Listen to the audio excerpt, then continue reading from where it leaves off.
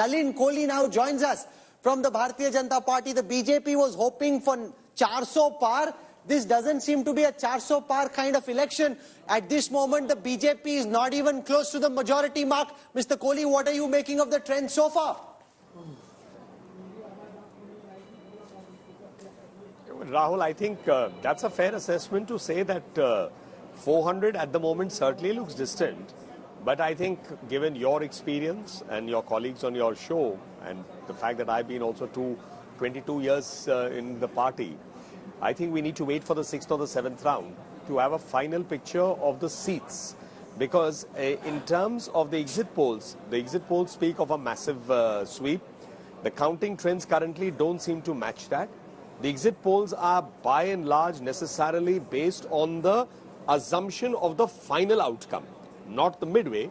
So I'm prone to say 3 or 4 things. That the BJP NDA will form a government. That trend is very clear from the start. Where this number is going to be, we should know by about 12:31. If it's hotly contested in a few seats, 20, 30, 40 seats, would you admit, then those will need to shift till about 2. Yes, but Nalin, you must accept that in contrast to 2014 and 19, this is not a one-way street. Whatever the final number, it's been more competitive. And therefore, if you end up, let's say, in a worst-case scenario, below 272 on your own, how will you interpret that? So it's early, Rajdeep, to first conclusively or even take a position in terms of saying that we would be below 272. It's early. Second, in terms of 2014 and 19, I think let's pause for a minute. It is the third election. And I think in a third election, if the BJP NDA is already showing a clear majority, that's highly credible. Because the only time you've had 3 consecutive governments is Pandit Jawaharlal Nehru. The first also being a sort of a nominated government, but nevertheless, the credit goes to him for being in the first government. So 51, 56, and thereafter again in the 60s. And therefore, if the BJP NDA pulls it off, this is just something that's happened twice in the history of independent India. So it's premature to take a stand that would be negative. So was 400 par always a bit of a psychological operation? Was it a jumla? What was for 400 par? Perhaps neither.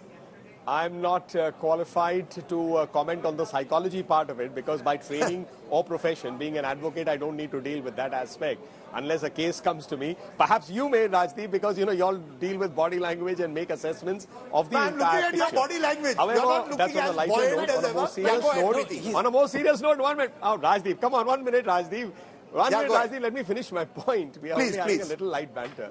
On a serious note, I think, look, we are entitled to, as is any party, entitled to say this is our target. And why should we not have a wish list?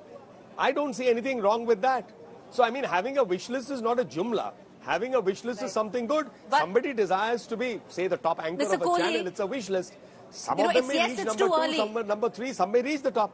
Right. Mr. Kohli, it is too early, one must admit, but if you look at the Hindi heartland, the party which till now touted itself to be the Hindi heartland, the king of the Hindi heartland.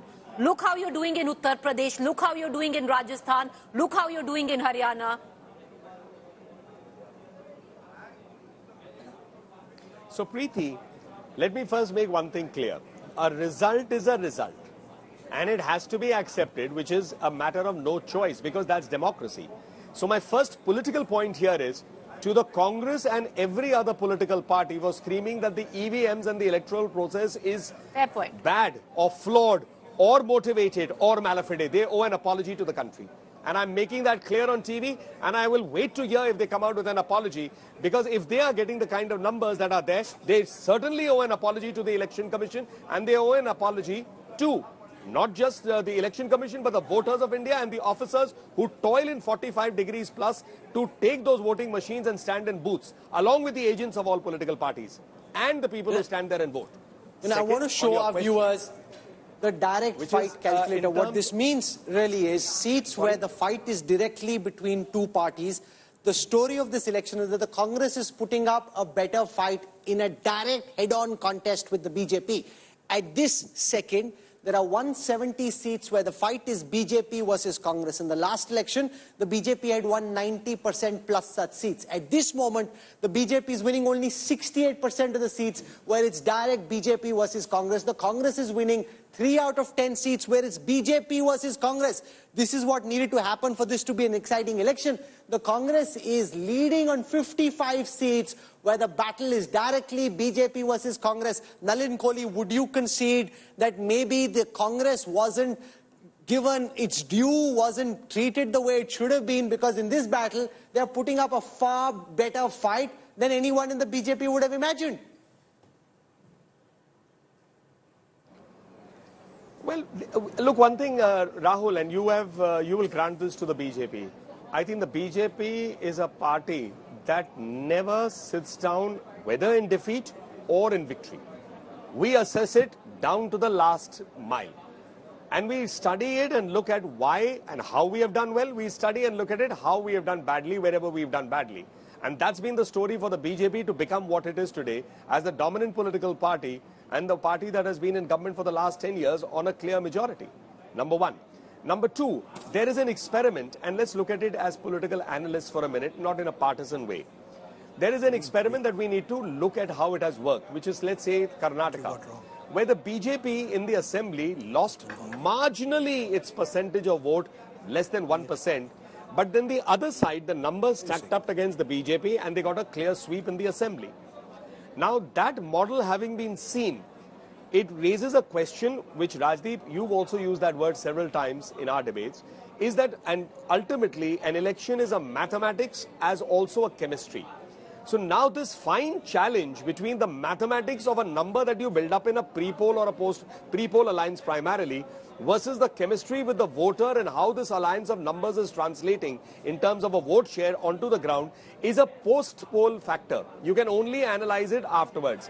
Now, my reading at the moment, and I'm sticking my neck out to say so, is there won't be a national trend for you to have a figure like this to say that the numbers stacked up well but you lost there, or the numbers did not stack up well and you won. I think it will be a state-by-state thing, which is what I think is the strength of Indian democracy. I take your point. I take your point, Nalin. In fact, the real story of this election is how it is turning to be state by state. I think, Rahul, since the last 15 years, we've been so used to landslide victories, we forgot there used to be an age where India used to fight elections state by state. So if you go state by state, you look at a Haryana, for example, it is showing very different trends where the Congress is leading in 7, NDA in 3, in a state which were 10-0 last time. And then you travel to a Madhya Pradesh where, Rahul, you have the BJP still holding its own. The BJP is leading in 29-0 in India. Think about it, 29-0. Then, very interestingly, Rahul, just the neighboring Rajasthan to Madhya Pradesh, where again there were elections just 6 months ago. Take a look at Rajasthan. And in Rajasthan, 13-11, 13 to NDA, India 11, tight fight. Congress has to ask itself, the Congress has lost out in a Madhya Pradesh and a Gujarat. Gujarat, inevitably, Prime Minister's home state, Home Minister's home state.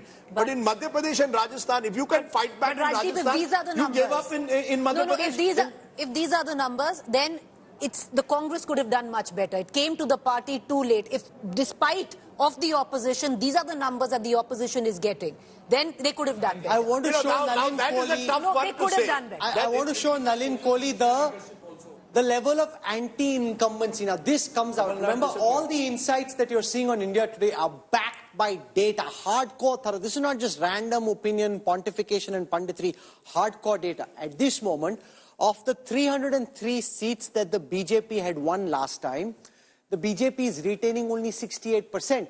They're losing 32% of the seats that they held. Nalin Kohli, this would raise questions about the level of anti-incumbency. You're winning only 7 of the 10 seats you held in the last election, reflecting the level of anti-incumbency against your MPs and against the party on these seats. So I think, Rahul, 3 comments here. The first being that our strike rate, and this is something, if I recall, I picked it up perhaps from your channel or it's perhaps on another channel, is that it's interesting to see the strike rate of the BJP through 2014 and 19 the strike rate was 60 to 65%. The number of seats we contested, 60 to 65%. So when you tell me 68% of the existing 303 seats we are losing, I actually disagree. It's in the zone of the strike rate of the BJP, because ultimately the strike rate is how much is your convertibility with the old candidate or with the new candidate in terms of the winnability of the seat. So the strike rate of the 60 to 70% seems to be holding on. The second figure was... Sir, can I just... can I give... because we have the specific for the strike rate as well. Nalin, Kohli, bear with me. Sir, bear with me for a minute. Sure. I'll show you the strike rate. This is the NDA strike rate. The NDA strike rate at this moment is only 54. The India Alliance strike rate is 41. The NDA is leading on 291 of 543. Your strike rate in comparison to past elections is substantially down.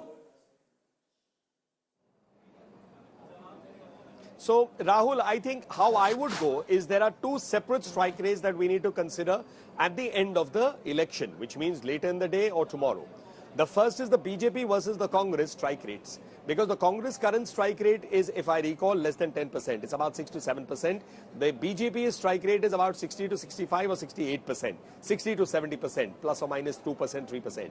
The second is NDA versus the India Alliance, or the India Alliance as I call it. The India Alliance or NDA Alliance strike rate has to be seen separately. Mixing both will give an incorrect analysis.